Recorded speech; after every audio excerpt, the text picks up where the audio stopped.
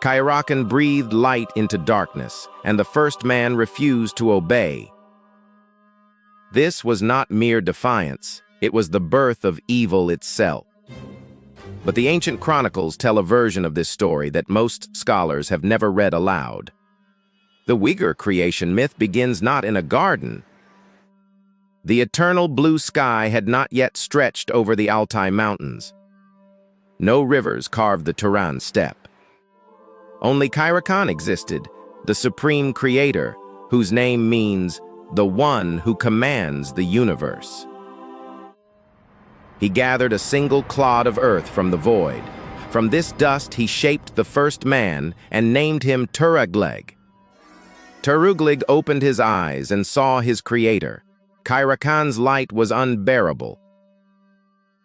The first man stood on the edge of two worlds, the divine realm of pure radiance. His voice was the sound of thunder rolling across the Orkhon River Valley. Surrender your material form and dwell with me forever in the light. But Törüglig looked at his hands. He loved the solidity of his own existence. No, Törüglig said. It was the first word ever spoken by a created being to its creator. Kairakan's light dimmed. You choose the earth over the light? I would rather exist in darkness than cease to exist at all. This single act of defiance is the origin of all suffering in Uighur mythology. It came from the first man's desperate love for his own material existence. The first man fell through the void, the clod still clutched in his hands, until he landed in the darkness below. From its fragments, the physical world was born. Mountains rose, the Altai range. Rivers carved valleys across the Turan plain. Yet Törüglig himself was now trapped in darkness. He had become the first mortal. His descendants would inherit this condition, born of earth, longing for light, but unable to return. The Creator watched the first man fall, and something shifted in the eternal light. From the broken fragments of the clod, the physical world spread like a wound and a gift simultaneously. The Altai mountains thrust upward, their peaks scraping the sky that Törüglig could no longer reach. He stood alone in the darkness, the first being to know loneliness. From the remaining dust of creation, he shaped a companion for Törüglig. Her name, according to the ancient chronicles, was not recorded, Thotness, but she became the mother of all humanity. Their children were born with the same condition as their father, bodies of earth. They tamed horses and followed herds across the grasslands. They learned to read the stars that Kairakan had scattered across the sky like scattered embers. And yet, the memory of the fall haunted them. Every shaman who beat a drum and climbed the world tree, every prayer whispered into the wind was an attempt to bridge the distance between earth and sky. They honored him. They understood that their existence, fragile. The Creator had not destroyed them, but the darkness remained, and in that darkness, other forces stirred. The myth does not name them, but the shamans knew. The light had withdrawn, but shadows had teeth. This is the Uighur answer to the oldest question, why does suffering exist? And that love, imperfect and desperate, became the foundation of every human life that followed, and that is when the real mystery of this ancient tradition emerged. The Uighur creation myth bears an uncanny resemblance to Manichaean cosmology, a religion the Uighur Empire officially adopted in the 8th century CE.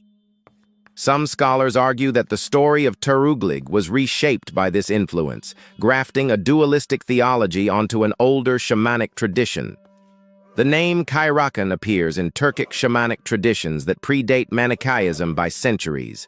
The motif of a creator god fashioning humans from earth appears across the entire Turkic world, from the Altai mountains to the Anatolian plateau. The Uighur myth may represent an indigenous Central Asian theology that was later enriched, not replaced. It was recorded in the Uighur, the history of the Uyghurs, compiled during the Islamic period when the Uyghurs had converted yet again. They understood something profound. A people's origin story is sacred, even when the religion changes. We are all caught between light and darkness. We are all formed from earth. We all face the question that Törüglig faced. Will we surrender our small, fragile existence to something greater? The ancient stories still speak to us. Subscribe to hear more legends from the dawn of civilization. Tell us in the comments, which myth should we explore next? It was only the beginning of humanity's long journey through the darkness. Törüglig's descendants spread across the new world like scattered seeds. They built their yurts in the shadow of the Altai peaks and followed the great horse herds across the Turan plain. But the shamans among them remembered. They remembered the light that their father had seen and lost. They remembered the voice of Kairakan, thunder rolling through the void, and they knew, with the certainty of bone-deep knowledge, there was a path. There was always a path. The Kam, the shamans of the steppe, beat their drums until the rhythm matched the heartbeat of the universe. They climbed the world tree. Some returned with visions. One shaman, whose name the chronicles do not preserve, reportedly reached the edge of the light. The Creator spoke to him, "Tell my children that the darkness is not a prison. The earth they cling to will one day give birth to something greater." The shaman brought this message back to his people. It was the first step in a journey that would take humanity from the clod of earth to the stars themselves. This is why, even today, when Uighur elders tell the story of the first man, they honor him. Törüglig chose existence. He chose to be even in darkness, and because he chose, the ancient chronicles end with a single line. The light has not gone out. It is simply beyond the horizon.